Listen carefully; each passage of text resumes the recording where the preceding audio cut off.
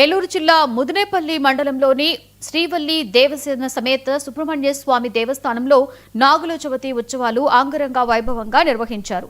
తెల్లవారుజాము నుండే వేలాది మంది భక్తులు పుట్టలో పాలు పోసి స్వామివారిని దర్శించుకున్నారు.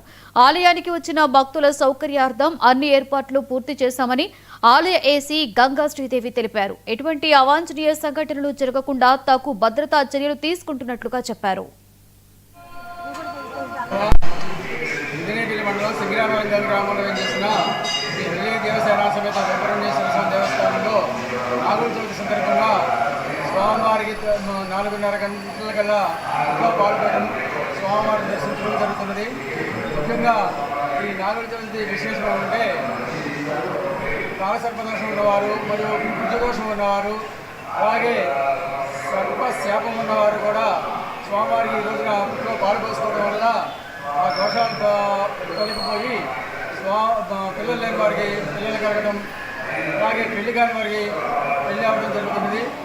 అలాగే ముఖ్యంగా ఈ దేవస్థానం ఏసీ గారైన గంగా శ్రీదేవి గారు ఇక్కడ వచ్చే భక్తులకు అన్ని ఏర్పాట్లు చేసి ఉన్నారు.